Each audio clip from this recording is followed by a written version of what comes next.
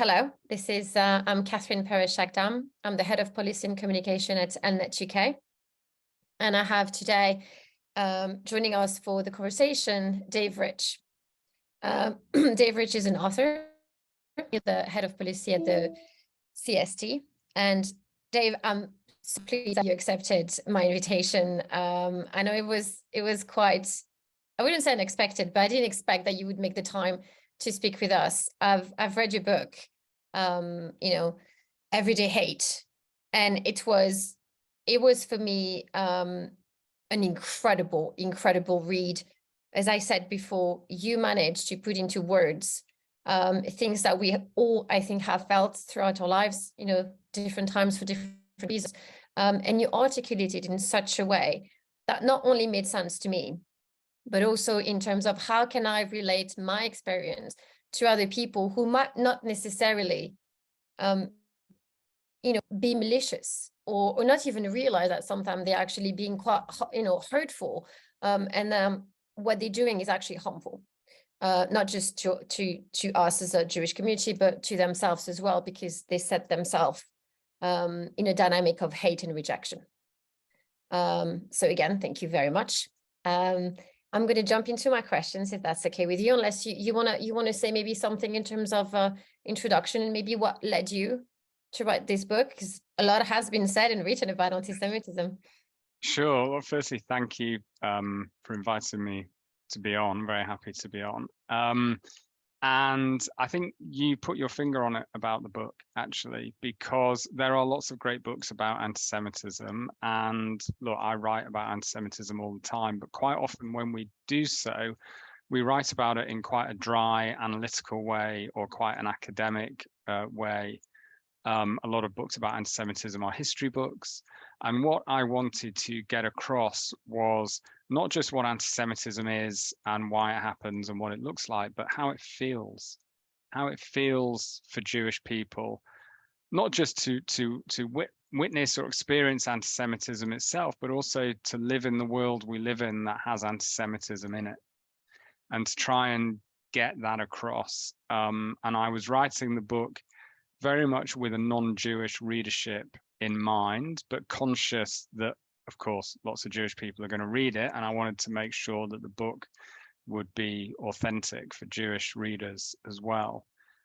So it really means a lot to me to hear you say that that's how you felt the book worked, because that's definitely something I was trying to get across. No, you did. And I think you've done more than that, is that you took away, if I could have any criticism in terms of what has been done prior to your book, is that a lot of the time our addressing anti-Semitism came from a place of victimhood, whether or not it was meant or even acknowledged. It came from a place of, we are blaming the other person, for making us feel a certain way. Reading your book, I realize it's not so much about how I feel or how I receive, this othering that is projected onto me, but what can I do? How can I retake control of the narrative by actually asserting my identity, and not necessarily, again, coming from a place of victimhood or fear? Yeah, because this is a theme, has been a theme throughout the book, that there's this inherent fear about how do we move in society? Do we belong? And again, for me, this book has been it has forced me to kind of have this conversation with myself, and even with, with my children and my family in general, in terms of how do we redefine, our Jewishness? How can we reconcile being, British, moving in British society, being Jewish, having a certain relationship with Israel or not? What does it mean today? And how can I explain this to myself and to the world, and, and move with it? And I applaud you, because I think it's forcing many people across the UK today, and I hope across the world, to have that conversation, whether or not they're Jewish, by the way. I think it's irrelevant. How do they see themselves and feel themselves within this world where we've been taught, certain bias and prejudices, and we're not even conscious of them? Mm-hmm.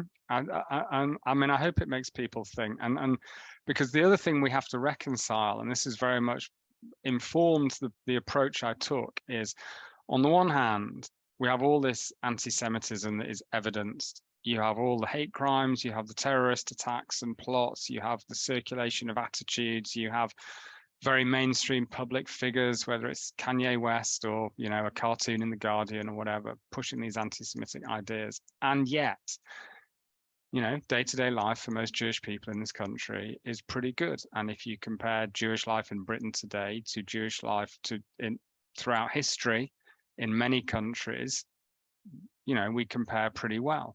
So how do we balance these off against each other? How do we get them in the right kind of proportion with each other? How do we take the anti-Semitism seriously, but without losing our right and our ability to enjoy the life that we have and the very good life that a lot of Jewish people have in this country? And working out the interplay between all those different things, I think that then hopefully takes us to a point where we can generate some good ideas about how to deal with anti-Semitism, not just how we deal with it in a practical way, but how we deal with it in an emotional and psychological way ourselves. Do you think, because you just referred to, you know, the likes of Kanye West, and I mean, many things have been said, I would say, over the past, I would say 2-3 years, things have been slightly more, I think, aggressive.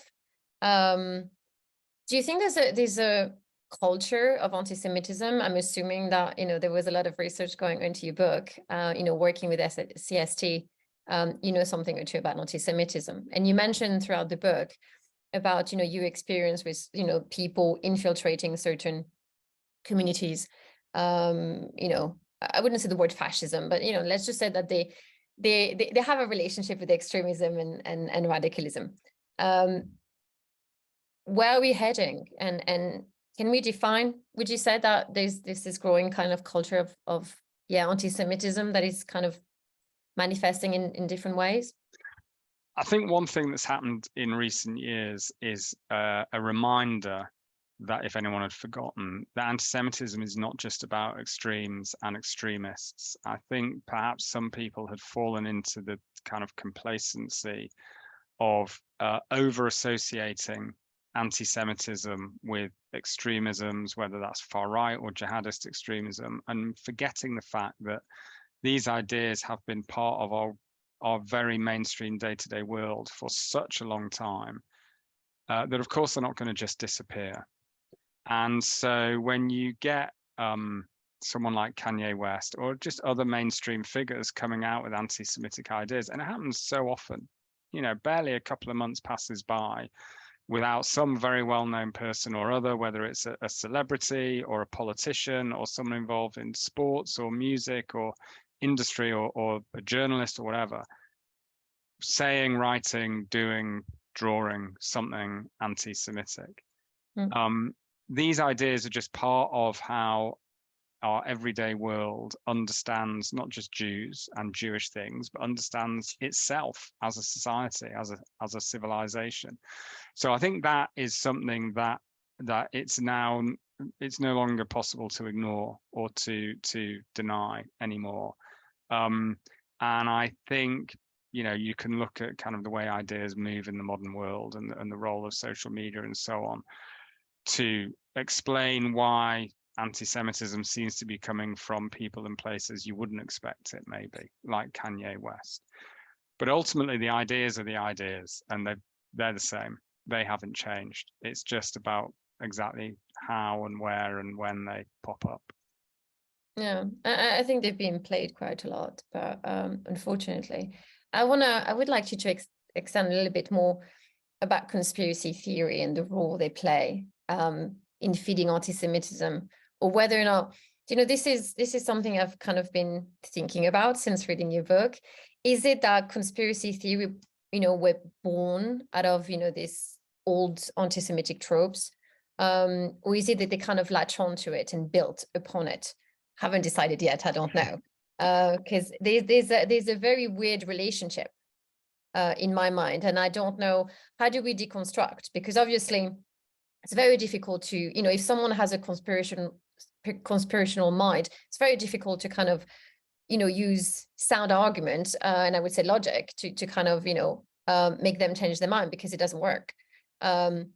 So then what do we do when, anti-Semitism kind of latches on the conspiracy theories or feeds from, or, use this as a base? How do we then address that form of anti-Semitism? Because it sounds to me, and I don't want to be pessimistic, that we can't win that battle because people will always, look for, the puppet master. And unfortunately, they have elected the Jews as the ultimate puppet master. So how do we convince them that they're actually hurting themselves more than anyone else? And of course, endangering an entire community on the basis of their perceived differences. I mean, there are lots of conspiracy theories that aren't about Jews, and there always have been. But anti-Semitism has had elements of conspiracy theory within it since the beginning, really. You can go back to the blood libels of the Middle Ages, and the blood libels, the allegations that Jews would kidnap Christian children and kill them in ritual sacrifice and drain their blood and drink their blood and so on, which is very kind of, that's very QAnon nowadays, but it originated with the Jews. And if you look at the original accounts of these blood libels from the 1100s and the 1200s, they talked about conspiracy. I mean, they used the words conspiracy. It wasn't just that Jews were evil and killed children. It's that they did so to serve some higher Jewish purpose as part of a national or international Jewish conspiracy. So this idea was in there, baked into anti-Semitism right from the start. And so much of kind of modern conspiracy theorizing really took off in the 18th century, and very much in the 19th century. And you had the French Revolution in 1789. You had the kind of general, sort of building of revolutionary movements and the kind of crumbling of old sort of institutions of authority, whether that's monarchies and the church and so on, throughout the 18th and 19th centuries. And all these conspiracy theories developed as a way of explaining why. Who was to blame for this? Who was really behind it? And a lot of them looked at the Freemasons. This is when you start to get talk about the Illuminati, and of course the Rothschilds and the Jews, and it was all mixed up together. And from the mid-19th century to the mid-20th century, this is what an academic of conspiracy theories called Joe Van Byford wrote, that for about a century, from the mid-19th century up to the Holocaust, pretty much every conspiracy theory of note in Europe was about the Jews one way or another, either explicitly or implicitly. So today, for your modern conspiracy theorist who gets into that world and starts watching the videos on YouTube or TikTok and they go down the rabbit holes, that rabbit warren always takes them to the Jews one way or another pretty soon, because just that's the base material that is there. So they're so entwined. The question of which came first, it's more about the mindset. It's the conspiracy mindset as a way of understanding the world. And you're absolutely right that obviously anti-Semitic conspiracy theories are very bad for Jews, but they are a disaster for the people who actually believe in them. So, last year there was a man from Blackburn, called Malik Faisal Akram, who flew to Texas to take Jewish people hostage in a synagogue in Colleyville in Texas. Why did he fly all the way from Blackburn to Texas to take Jews hostage when Blackburn is 30 minutes from Manchester, full of synagogues? Because this synagogue in Colleyville was the nearest one to a prison in Texas where there was an Al-Qaeda prisoner called Afia Siddiqui who he wanted to get released. And when he got to say, okay, he flies to Texas because that's where this prisoner is. So that you can think might make sense. But then when he gets to Texas, why does he take hostages in a synagogue rather than at the prison or a police station or a government building or some branch of McDonald's or somewhere else? He chooses the synagogue because he thinks Jews run the criminal justice system in America and Jews have the power to get her released. So that's where the anti-Semitic conspiracy theory comes in. Now, of course, Jews don't have that power. So he's pulling the wrong lever to achieve his goal. He's never going to get her out of prison by taking Jews hostage in a synagogue, whether it's in Texas or anywhere else. All that happened is that the police turned up. The hostages thankfully managed to escape unharmed because he was a fairly incompetent hostage taker. And the police shot him dead in a shootout. So he ended up dead and he didn't achieve his goals because his whole understanding of why she was in prison in the first place was an anti-Semitic conspiracy theory. It's just one little example of how, amongst all the many dangers of anti-Semitism, it is incredibly harmful to the people themselves who believe in it, because it's never going to answer their problems for them, because Jews are not to blame for whatever it is that they think is wrong in their lives. No, I agree with you. But you talk about it in your book, actually, that, a lot of the time I think that, those communities, countries, nations who kind of gave in to anti-Semitism, and we have seen just how far that could go, have basically signed the death warrant in that and I'm not just talking about the nation, lying in ruin. I'm talking in terms of the soul of a nation, the identity of a nation, by, I think, expulsing or trying to negate the benefit of having, it's not just Jews, but for me, it's about multiculturalism. It's about embracing, the fact that, various communities bring a different flavor, different texture to any given nation. If you cut this out, you disappear automatically. And I think it means that also you define your identity in rejection and hatred and fear, and nothing good can come from, from fear, from positioning yourself and making decisions based on that. But unfortunately, it doesn't seem to me that we have learned anything. So your book is very, I think, optimistic in the sense that it's painting a picture. I think it's painting an accurate picture and kind of telling us why we got where we are. So what do we do next? I know you talk about it, but I want you to tell me, what do we do now that we know? And I'm really hoping that people will read the book. It's again, it's one of the best books I've read, at least in the past, I would say 3-4 years, easily. And I've read a lot during the pandemic, but that book, hands down, it really spoke to me in a way that others haven't on the same subject. So no, thank you. I'm really glad that you did. Look, in terms of what we can do, I think there's a broader principle which you touch on, which is how people relate to anti-Semitism. It does tell you something about what kind of country, what kind of society we want to be. And it's really important that people choose the kind of liberal values, the open values that have a place for Jewish people, that have a place for different communities, and that doesn't fall for the appeal of the conspiracy theories, but also the scapegoating and the fear and the xenophobia that is part of anti-Semitism. And, anti-Semitism, it does have a very powerful appeal. This is one reason it keeps coming back, is that it can mobilize huge numbers of people, and it can take hold of countries and of political movements. So the first thing what we can do is be aware of that, be alive to that threat, and resist it, and make sure people have the knowledge to resist it. So the education piece is really important. How do we make sure people know what anti-Semitism is, know why it's dangerous? It's not something that is a bit horrible and a bit nasty, but ultimately you don't need to worry about it. It's a political idea. It's not just a prejudice, and it's spreading that knowledge. So that's a really important thing. One of the things I write about in the book is where anti-Semitism fits into anti-racism today. We have anti-racist education and diversity monitoring and ED&I policies at every company and public sector body and so on. That's all great, but if it doesn't include anti-Semitism, if it doesn't address anti-Semitism as it actually is, then it's not going to do the job. So Jews have to be included in that. People have to have an understanding of anti-Semitism that can explain neo-Nazi terrorists and jihadist terrorists, but it can also explain Kanye West and David Icke and cartoons in The Guardian and all the rest of it.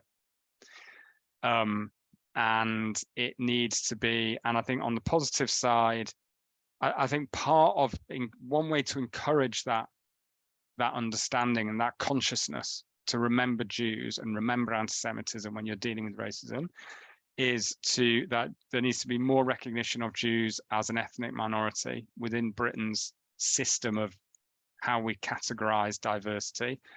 We could have a very long and interesting academic debate about whether Jews really do fit the definition of an ethnicity or not.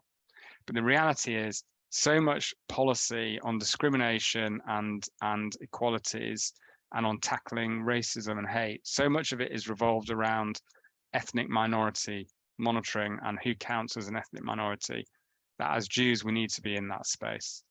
So I think that's a really important, you know, when you fill out your form after you've been to the theatre and you get an email saying, oh, what was your experience like, or whatever, you know. I mean, I got one after being at the football last week at Wembley. Everywhere you go, you get a what was our experience like survey. And at one point in it, there'll be a thing where it says, what is your ethnicity? And there's a whole drop down list. And at the moment, Jews are never on that list. We need to be on that list. That's the I thing. agree. I agree. This is a conversation that my daughter has been having with her school for the past, I think, 5 years, Mm-hmm. where, every year she has to fill a form. She doesn't recognize herself anywhere. Yeah, Um, exactly. and it's interesting because, again, when I was reading your book and you touch upon, those ideas that we talk, I mean, I think that Britain has a very strong policy when it comes to, to racism and combating racism. But for some reason, it doesn't translate when it comes to anti-Semitism, where, it's almost as if we exist in this little box somewhere. But I think it's kind of disjointed from everything else. And when schools, for example, because I'm a mother, so, for me, it has been our reality. I don't think that schools get it, and not because they're being malicious. I don't think that they understand the predicament sometimes that that it is for children, for Jewish children, to exist in a school where they're most likely about to be the only ones, or there's such small minorities that it's almost as if they don't count, and that no space is being given to them when they feel maybe picked on or isolated, or when they want to share the traditional culture. They're being told that it doesn't matter. Again, it's not, I don't think it's because the school is being malicious and dismissive, is that they don't understand it. They don't get that even though there might be two in the school, it does matter a great deal for them in terms of asserting their identity and sharing that with people who most likely will never again, come across Jewish kids, and not be able to share that experience with their peers, and for them to relate, to understand like why, for example, they don't show up at school on a certain day, or what is it that they do during the holidays, or Hanukkah and not Christmas, and these kind of things. How would you encourage schools, because you work in that space a lot, how would you encourage school to, without being aggressive, without being patronizing, or again pulling the victim card and saying, oh, boo-hoo, how do we have that conversation with schools, governors, or MPs, the government, to try to make it simple, to make it holistic, and to not, again, it's not about pointing fingers, it's not about upsetting people, it's just about saying, can we talk about it in a way that works for everybody, and we're not, and making space for one doesn't mean that we're taking away from anybody else. If anything, we're bringing, an extra layer, to our children, to enrich their lives and to make them understand that the world that they live in is many. Yeah, I mean, what we see is quite a wide variety at schools with how they deal with issues of anti-Semitism and Jewish kids. Some of them are very good and some of them aren't. And as you say, it often comes down to whether they have an understanding in-house, because anti-Semitism doesn't always fit within the existing policies of how to deal with other types of racist bullying and so on. And I think there is something of a responsibility on us as a Jewish community to be proactive in this space, because we are a small community. That unfamiliarity with Jewish people and Jewish community and so on is partly just a fact of circumstance. And especially because so many Jewish kids go to Jewish schools. So even more so, there's lots of other schools where there's hardly any Jewish kids or no Jewish kids, or maybe there's just a Jewish teacher and they're experiencing problems. So I think there's responsibility on us to say, what more can we do to encourage contact between Jewish kids and non-Jewish kids? I know a lot of stuff goes on already, but what is there more we can do? Is there more we can do to educate? I mean, at CST, we have a program that we run that is run by Maccabi in partnership with CST called Stand Up, which takes educators into schools to talk about anti-Semitism. We have Muslim and Jewish educators. They also talk about Islamophobia and discrimination in general in a kind of an informal way. And that's a very successful program. So there are things being done already. but how do we scale it up? How do we get it into every school? And how do we encourage that kind of contact and more familiarity between communities? I think that's the challenge on us. There's lots of things in my book that is about everyone else, what everyone else needs to do. You know, I think ultimately anti-Semitism isn't primarily, it's something done to Jews, but it's not, it shouldn't just be viewed as a Jewish issue. It's not actually our history. It's the history of the societies we've lived in. It's Yes. part of that. Yes. But there are things we can and should be doing as a community. You know, for all that we wish the world was perfect, it isn't. And so what can we do to try and improve things? And that kind of greater outreach, I think, is one of them.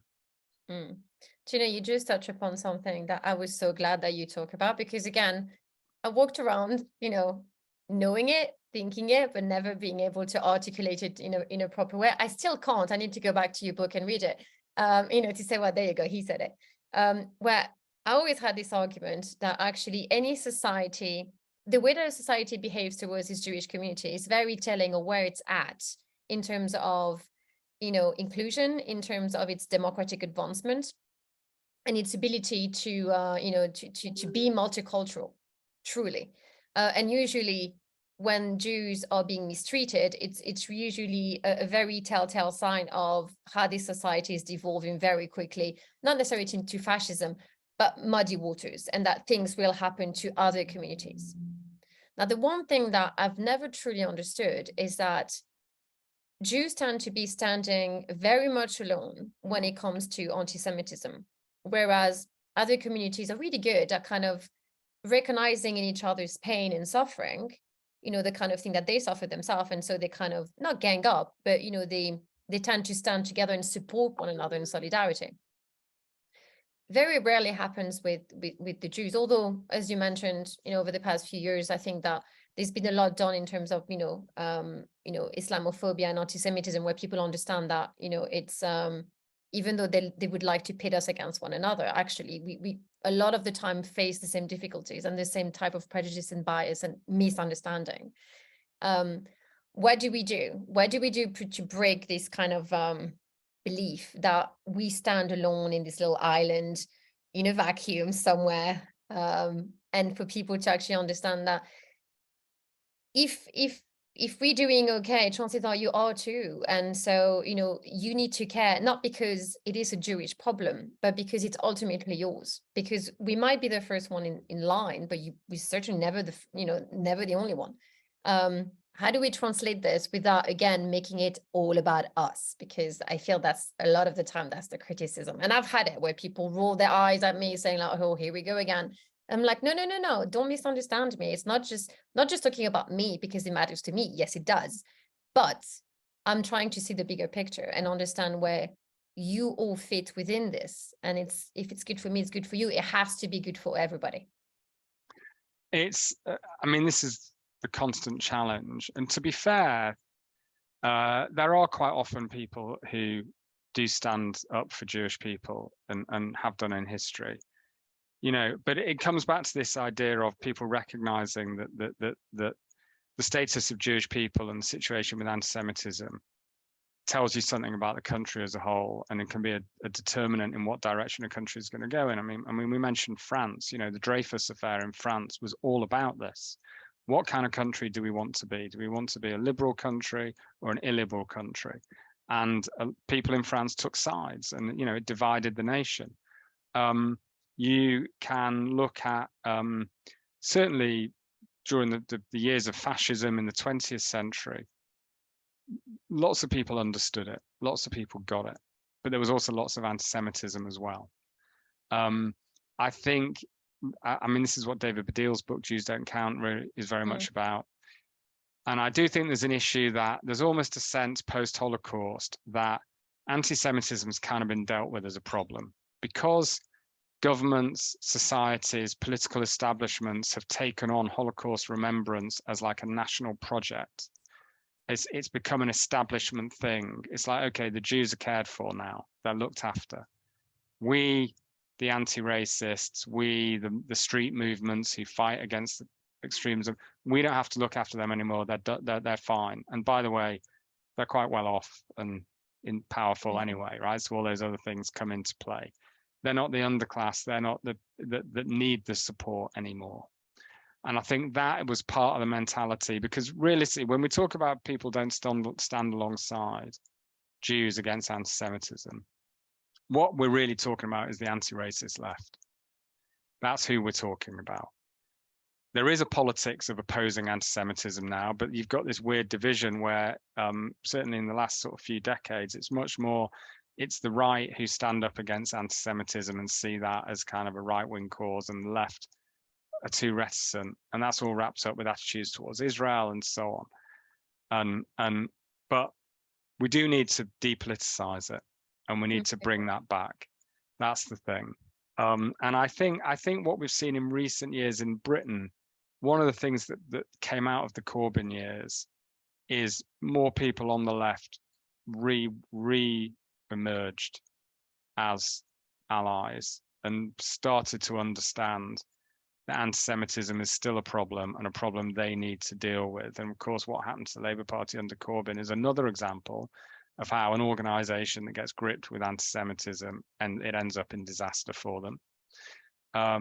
And I think we did come out of that experience with more, like I say, more allies, but just more understanding out there that anti-Semitism is a problem people need to take seriously and need to deal with. So I think we're starting to move back into that space again. I'm always very wary of the kind of competitiveness or the hierarchy of, some communities get more support, others get less support, some get taken more seriously, others get taken less seriously. I think different people will take different types of prejudice more or less seriously, depending on their own politics. And that's the problem. It's that pattern of behavior, that dynamic on left and right, that is the problem. And that's what we need to overcome. Let me ask you a question, because this is something, I mean, this is my personal opinion, but I'd like to know what you think of it. I think that a lot of the anti-Semitism that we see today kind of re-emerge. The reason why it's happening in my mind, having grown up in France, is I believe that because we were on the winning side of this war, Second World War against Nazism, that we never had to have that conversation the way that Germany did in terms of its culpability. How did it get there? How could it happen? France, for example, massively participated, actually volunteered its Jews way before Berlin asked for anything. It's never talked about, not really, it's kind of brushed. And I think that is true for many countries across Europe. Even in England, I mean, there was a movement. I'm not saying that it was predominant, but the voices were there. And I think that because we won the war, because we defeated, Nazism, we never had, again, this kind of introspection saying, what happened? Why did we take so long? Why were you, to some degree, immune to, the pain and suffering of an entire community on the basis of, their ethnicity and their religion? Why is it that we allowed Nazism to grow so strong? Because it didn't just happen in a vacuum. It did not just, it wasn't a mushroom in the middle of the night. It took years, a decade, really, for this ideology to kind of manifest itself, and we allowed it to some degree. I'm not saying that we are necessarily the guilty parties. When I say we, I'm talking the West, but we did participate in the dynamics that led to. And I think that because we didn't have this form of exorcism, this kind of accountability, I think it's kind of coming back, because again, we're bound to repeat history unless we learn from it. And I'm afraid that we haven't. We have learned some lessons, because I don't believe that anything like that would ever happen again to anyone. But I'm not sure that we understood the how did we get there part. That worries me slightly. Yeah, I think there's a lot in that. I mean, look, for any country that was occupied by Nazi Germany, there is a very complex and contested history and a very painful history of resistance and collaboration and the combinations of the two, that in some countries it took decades to even talk about and is still very hotly contested, especially in, Eastern Europe today. you know, you mentioned France. I mean, it was only in the 1990s that there was any sort of public recognition that it was the French who rounded up and deported their own Jews. Britain, of course, has a very simplistic narrative about all of this because we were never occupied. So we can play it, you know, very straight. We were the good guys. We're not tainted by this complicated history, as long as you don't count the Channel Islands, which of course were occupied by Nazi Germany, and from where a small number of Jews did end up in Auschwitz. But it's much simpler here, and we tell ourselves, you know, very simplistic stories about the Kindertransport, which was a wonderful thing that saved a lot of lives, but was also not straightforward. You know, Kindertransport only happened because the parents were all left behind and they all died, and there was a lot of hostility to Jewish refugees. You know, people in the late 1930s, and internment in the 40s, and so on. But we sort of bury that a bit. So, and I think the other part of it is, too often I think people come to the Holocaust as something that happened in World War II and as part of World War II.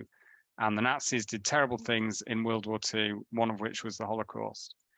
Rather than coming at it from the point of view of the Holocaust happened because of centuries of anti-Semitism that both left the Jews unprotected because they didn't have the solidarity of wider societies, but also meant the Holocaust was never solely never solely a German crime. It was a crime that people of many nationalities took part in because of anti-Semitism. And if you come at the Holocaust from the perspective of part of the story of anti-Semitism, not part of the story of World War II, you sort of get at that a bit more. But I think, and then I think another problem on top of that is, because anti-Semitism is so closely associated with the Holocaust and with Nazi Germany for obvious reasons, there's kind of this assumption that it's history now and it's been defeated. We defeated the Nazis, so therefore we defeated anti-Semitism. And, you know, it's all in black and white now. It's not, you know, black and white film. It's not something that happens today. And I think for a long time that led to a lot of complacency. I have to say, it feels like we've moved on from that now. But there was always that idea that it's, you know, it's in the history books. I mean, I'm glad that it is, but I think, yeah, but I agree with you. I think that we need to, it's not so much that, again, I'm not enjoying, it's not like I think we want to make people feel guilty about it, but I think there's a genuine fear. You talk about it in the book. There's an understanding that, you know, at any given moment, we could be asked to leave because this could happen again. We hope that it won't, but there's always this, you know, I mean, I remember my grandparents, you know, having always, you know, you think about the suitcase under the bed, you know, but they made provision for what happened if, you know, where would we go? That kind of, you know, those conversations growing up, I heard them. I wasn't part of them, but I heard them. And it's I think it marks you, and it's very difficult to translate this to people and make them understand without them thinking we're being overly dramatic.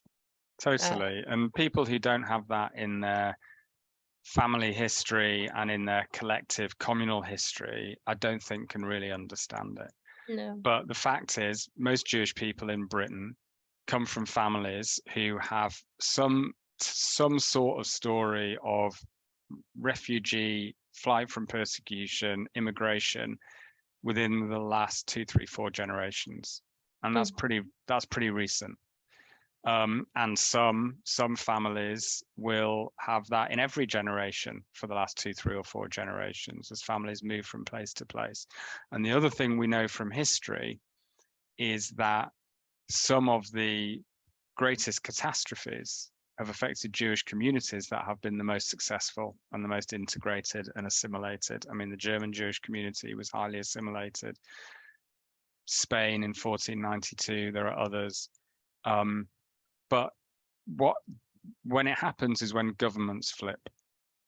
So the greatest catastrophes, the greatest sort of swift collapse of Jewish communal life has happened not because there's anti-Semitism in wider society, but when governments and authorities turn against their Jews. And again, Germany is the obvious example, but you can look at Iraq in the 1950s. You can look at the Soviet Union. You can look at Poland, post-war Poland in 1968, when the last remnants of Jews were basically forced out. You look at Venezuela under Chavez. I mean, there are lots of examples. You know, and I like to go back to the example actually where you avoided it, you know, with the story of Queen Esther and Cyrus the Great, because that's a perfect example of what happens when a government doesn't give in. Yeah, but instead protects. This is it, and so, you know, we have this both metaphor and real thing of the suitcase under the bed, and things can change very quickly, and we know that from our history.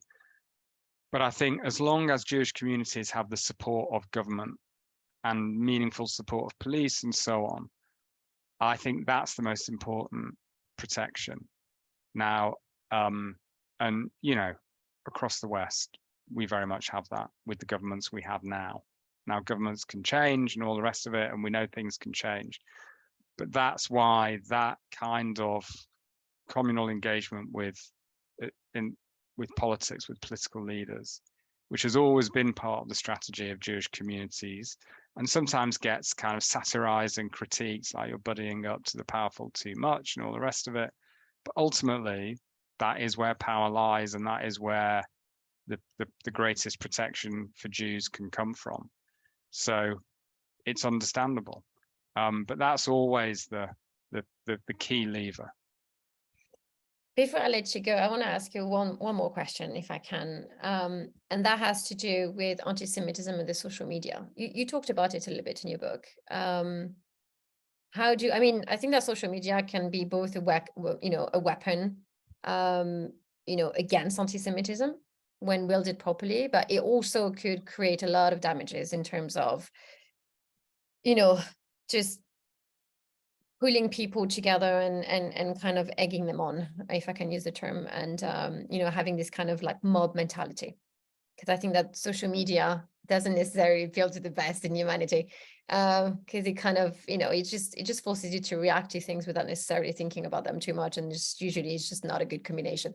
How do we maneuver that? Because I mean, I've seen it, on social media. Sometimes you see a horrendous, atrocious thing that I don't believe people, I would say, in a normal setting would even think or even allow themselves to say, because, some things are just way too much. How do we take this seriously, or is it just the expression of kind of, people, I would say not subconscious, but kind of like, their very private thoughts that just needs to kind of being, aired, but it doesn't mean that it's going to lead to anything, because a lot of the time, sometimes people vent and say things they don't mean, or at least they mean them, but in the moment, and it's not real, not really, at least not in their mind. How do we maneuver this? Because I just find it, when do we get worried? When do we leave it? How do we educate people? Do we have to hold social media accountable for the things that they allow people to say? Because we do have freedom of speech in this country, but those are private companies too. So to some extent, they could have whatever rules they want or guidelines they want. Are they accountable for perpetuating that kind of language and allowing people to formulate it better? I don't know. I'm throwing all those questions at you, but because again, you talked about it in the book. Maybe you should write another book and talk that about can be this. The next one. Yeah. Look, the relationship between anti-Semitism and the internet is like the relationship between anything and the internet. I mean, everything in the world now works through the internet and is shaped by it, and social media, and anti-Semitism's no different. But what has happened is the social media companies do have a responsibility, because basically what's happened is what the social media companies have done is find a way to capture every human being on Earth's thought, every thought, and turn it into a commodity to broadcast for money. And previously, all of our thoughts, including all the crazy ones, we kept to ourselves or only expressed to the people around us. And now, all of our thoughts, especially the crazy ones, because they get the most engagement, are now actually a valued commodity that bring these companies profit. and they get the profit by making sure as many people as possible see them. So it's completely changed the nature of what's free speech is, what speech itself is really. It's what ideas are and how they circulate and how people engage with them and receive them and understand them. Because when you read something that someone says on Twitter, it's very different from if you were to hear them say it to you in person with all the body language and facial expression that would help you to understand what they're saying. So you can't tackle anti-Semitism without understanding how social media enables and shapes its spread and its circulation. And especially the further you get towards the extremes of how anti-Semitic movements operate and how anti-Semitic leaders and propagandists spread their ideas, social media is the mechanism, the engine they use to do it. And everything about that world is completely shaped by the kind of the connectivity and the communities and networks built up by social media. So absolutely, part of dealing with this issue is not just dealing with the ideas, it has to be, how do we deal with that infrastructure, that system? Thank you so much. Day coming up the hour. I don't want to take too much of your time. Thank you so much. I'm just gonna encourage everybody to please write this book. I'm going to put a link anyway I should become your marketing agent. I'm going to put a link to the book, onto the podcast. But honestly, amazing book. Thank you again for taking part. Thank you for writing it. And I think again, you really captured what I think a lot of people, were thinking but could not put into words. Beautiful work. I hope that there will be book 3, because that's your second, unless I'm mistaken. That's my second, yeah. That's your second. I hope there will be a number 3, telling us how everything is now wonderful. One day, please God, one day. One day, I'm sure. Anything else that you would like to add before we finish? Is there any project you're working on or anything you'd like to share with us? No, just to always be optimistic and look for good things to do to help improve things. That's the best approach. Perfect. Thank you so much. Thank you.